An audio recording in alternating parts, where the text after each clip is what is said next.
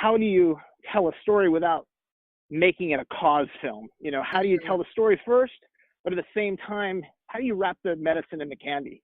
And that's, I think the way we did that was just to be honest, to be absolutely raw honest at every moment. I tried to be. Mm-hmm. Well, you absolutely were. It was just, I mean, it was so powerful. You could see her struggling, but the fact that she was struggling, but she was so strong, Kathy. Yes. Your character, Tanna, I was just, that's what got to me, is that she was strong through it and that she's fighting for this. And like I said, she is somebody's mother and somebody's daughter. And this is real life and this is what's happening. And thank God we're able to talk about this now. And you were able to create this film that will bring more talk and more people to have awareness about this. That's real. Wendy, thank you really nice. So much for being so open to the movie. It's this interview is really, I don't know why, but you're really like hitting me emotionally with your praise, and I really, really appreciate that.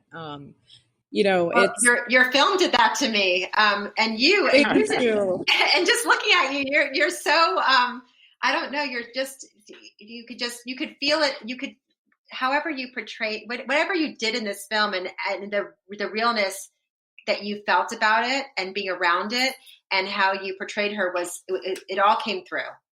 It definitely all came through, and such a powerful film. And I mean, everybody should see it, and we should do more things like this. Thank you. Thank you. We're really so, you know, the most amazing experiences, I think, and my gift as an artist is when you do make something that resonates and you do bring somebody into feeling less alone and feeling proud of themselves. And we were lucky enough to be endorsed by the National Alliance on Mental Illness, which was really, really important to me personally with my parents and their background. And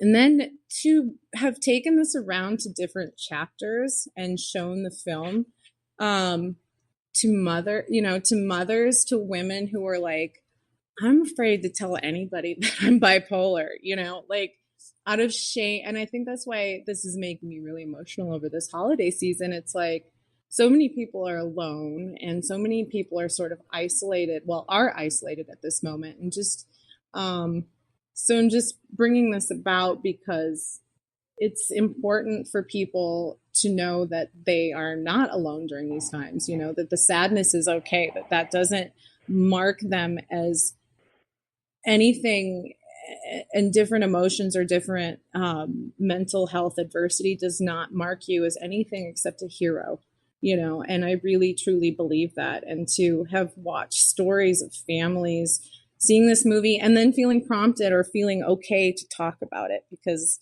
I do think, it has just been incredible. And what perfect timing, if there could be any, right now, when you, like you said, Tanna, people are isolated and people are alone, and some people, even, you know, the older people, especially those in the nursing homes where they can't have visitors, it's just so sad. What would you say to people out there who are dealing with someone with bipolar or mental illness or mental health issues, or if someone has them themselves? What would you say?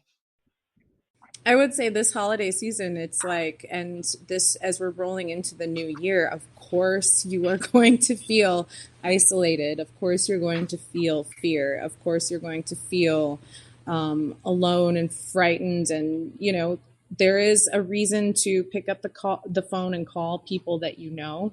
Call people whether you feel like it or not. That is so very, very important this holiday. I mean, there's certain steps that you can actually taking simple things that sound, you know, too easy, like taking a shower or a bath and just self-care like that, like calling people, you know, remembering that it's really good to laugh right now.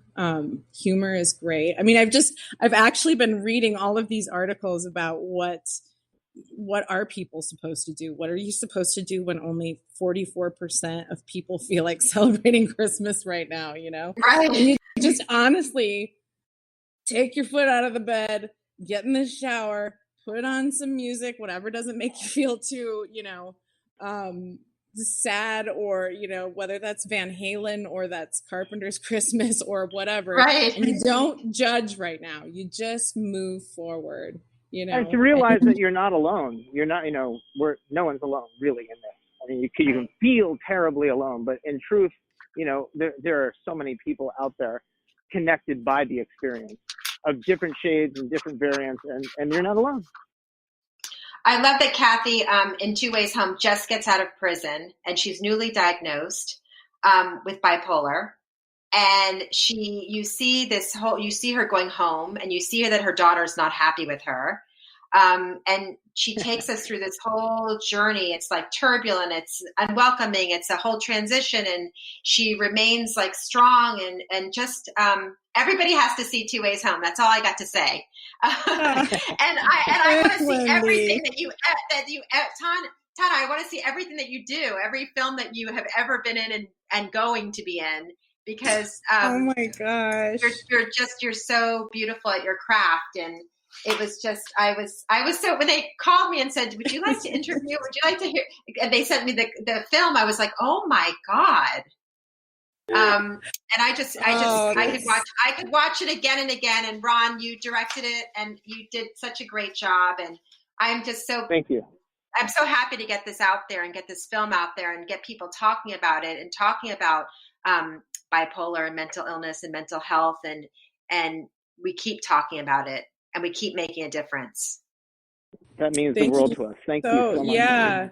Thank you for being such a strong woman, like I said, and have such a cool show and and be such an avid supporter of not only mental health, but of independent film. Because you've been doing this work for a long time. And you researched me, didn't you? Of course I did. Oh, thank you. I'm so excited. Well, I moved to New York City. I worked for two of the greatest talk show hosts ever, and I'm a single mom, and I raised them on my own, and I kind of know, what it is to be up and to be down, and you just push through it, and grateful. And people like you and Ron, you make my day. Like, you make me happy that I do what I do, and I have this platform to share. Oh, wow. That's Thank so you. Beautiful. It's just so everyone has to stay healthy and well. And yeah. Here we're pushing through. It's 2021. We're going to see your film, and we're going to make a difference, right? Absolutely. Thank you. Here's to strong mothers like Wendy. Here's to strong women. Here's to strong voices, and here's to men who show us well in film, like Ron Bignoni. That's right, Ron. Oh my God, Ron, put me in a movie, please. And I love it. Put me in a movie. Make a movie about my life, please, Ron. Okay, so it says, Two Ways Home, it says, embrace the past, find your future. Beautifully said. Thank you. That's what we're all doing. Thank you both, Ron, Tanna. Thank you so much for being here, and I'm happy to get this out here, and you guys made my day. And yours, ours. Thank you. Yeah. Wendy, thank you so much for letting us be on your wonderful show. Yeah, I have been excited about this interview. You can say that. Oh my God. Thanks so much. Me too. Thank you both. Thank you both. Thanks for joining me for this episode of What's Up with Wendy. If you loved this episode, head over to iTunes or your favorite platform to subscribe, rate, and leave a review. Please also follow me on Instagram, Twitter, and Facebook at What's Up with Wendy. And you can learn more about me and my podcast on my website, whatsupwithwendy.com. And remember, only you can make you happy.